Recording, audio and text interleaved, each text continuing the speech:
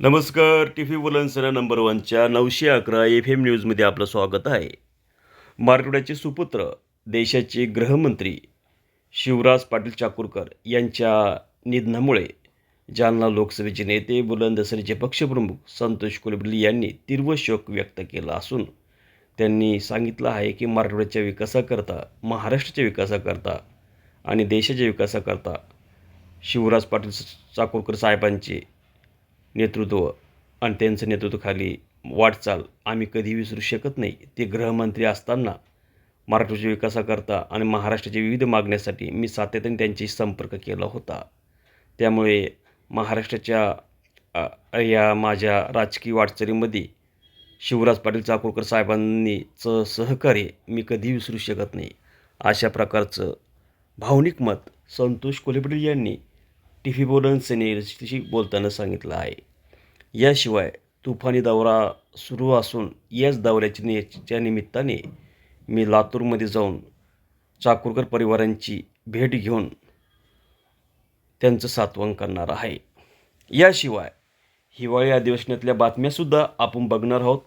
मुख्यमंत्री देवेंद्र फडणवीस यांनी देशाचे गृहमंत्री शिवराज पाटील चाकूरकर यांच्या मूळ गावी जाऊन दर्शन घेतले आहे आणि त्यांना भावपूर्ण श्रद्धांजली अर्पण केली आहे. तर बुलंदसेना पार्टीच्या वतीने सुद्धा पक्षप्रमुख संतोष कोल्हेपल्ली यांनी तीव्र शोक व्यक्त करून भावपूर्ण श्रद्धांजली अर्पण केली आहे.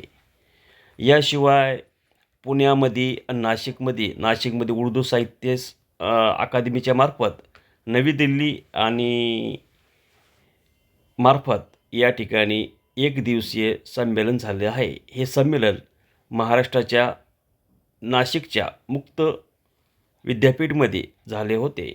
या निमित्ताने विद्यापीठाचे कुलगुरू या कार्यक्रमाच्या समारंभाच्या अध्यक्षस्थानी होते.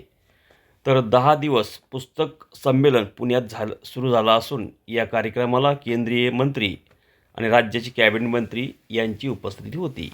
चंद्रकांत पाटीलसह इतर मान्यवर मंत्री उपस्थित होते. मुरलीधर मोहोळ या कार्यक्रमाच्या अध्यक्षस्थानी होते. मुरलीधर मोहोळ यांनी सांगितलं की या कार्यक्रमाला पुणेकरांचा चांगला रिस्पॉन्स भेटत आहे. बुलंदसेनेचे नेते व पक्षप्रमुख संतोष कोल्हेपल्ली यांनी या उपक्रमाचं कौतुक करून या कार्यक्रमासाठी शुभेच्छा दिल्या आहे. याशिवाय जालन्यातील पत्रकार बिरसुणे यांच्यावर हल्ला झाल्यानंतर सदर बाजार पोलीस स्टेशनला गुन्हा दाखल झाला होता.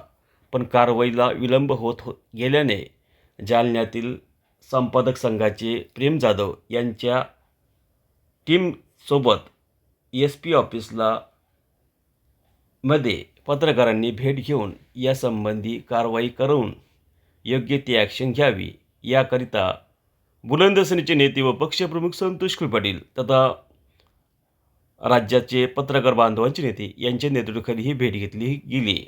त्यानंतर SP श्री संतोष कोल्हेपल्ली यांनी पत्रकारांच्या हल्ल्यामागची पार्श्वभूमी आणि परिस्थिती, कायदा याबद्दल माहिती दिली. त्यानंतर SP तातडीने संबंधित पोलीस स्टेशनच्या ठाणे इन्चार्जला फोन करून याबद्दल कारवाईचे आदेश दिले.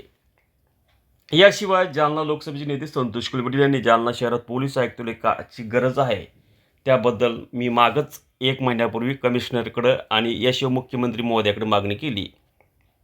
त्याबद्दल SP अजय कुमार बन्सल यांनी टी.व्ही बुलंदसनेला सांगितलं की त्यांची मागणी योग्य असून आम्ही त्यांचं मनपूर्वक अभिनंदन करतो. याशिवाय SP आणि कोल्हेपल्ली यांच्यामध्ये 15 ते 20 मिनिटं संवाद झाला. त्यांनी एक महत्त्वाचं निवेदन तुफानी दौऱ्यानिमित्त दिलं आहे. त्याबद्दल ते म्हणाले की आम्ही पाहिजे ते त्यांना संरक्षण देऊ. धन्यवाद. टी.व्ही बुलंदसेना